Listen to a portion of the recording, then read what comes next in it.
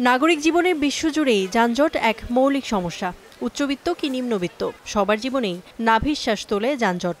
যানজটে নাকাল মানুষেরা নিশ্চয়ই ভাবেন, যদি উড়ন্ত গাড়ি থাকতো তবে হয়তো ভোগান্তি থেকে মুক্তি মিলত।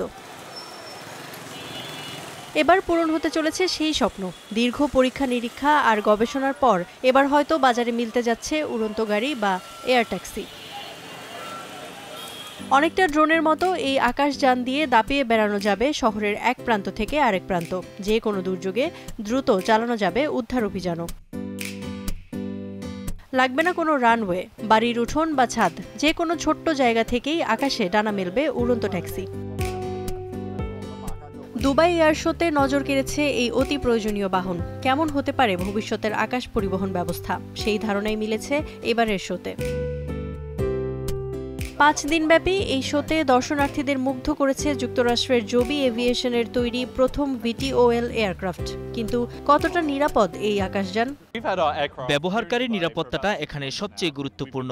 6 মাস ধরে দুবাইয়ের মরুভূমিতে আমরা পরীক্ষা চালিয়েছি। এটিতে 6টি আলাদা প্রপেলার ও 4টি পাওয়ার প্যাক আছে। এখন পর্যন্ত 50,000 মাইল ফ্লাইট পরীক্ষা সম্পন্ন হয়েছে, আরও পরীক্ষা বাকি আছে। তবে সব মিলিয়ে বলতে পারি এটি সম্পূর্ণ নিরাপদ। একই প্রযুক্তি নিয়ে দুবাইয়ে হাজির জাপানের বিশ্বখ্যাত অটোমোবাইল নির্মাতা প্রতিষ্ঠান হোন্ডা। মাটি থেকে আকাশে নজর দেওয়া হোন্ডার এটি প্রথম উড়ন্ত ট্যাক্সি, বলা হচ্ছে প্রথম অল ইলেকট্রনিক এয়ারক্রাফট। প্রতিষ্ঠানটির গবেষণা দলের প্রতিনিধি বলছেন, তাদের এই আকাশযানে ব্যবহার করা হয়েছে হাইব্রিড ইলেকট্রিক পাওয়ার সিস্টেম, যা বিরতিহীন 400 কিলোমিটার উড়তে সক্ষম। পিছিয়ে নেই চীনও। চীনা প্রতিষ্ঠান অ্যারোস্পেস টাইমস ফেইপিং হাজির করেছে 2 প্রজন্মের উড়ন্ত ট্যাক্সি, একটি ইলেকট্রিক, অন্যটির জ্বালানি গ্যাস।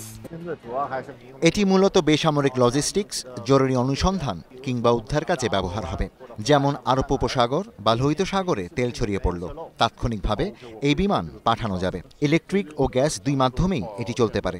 খুব শিগগিরই মধ্যপ্রাচ্যে এটির প্রথম ফ্লাইট চালু হবে।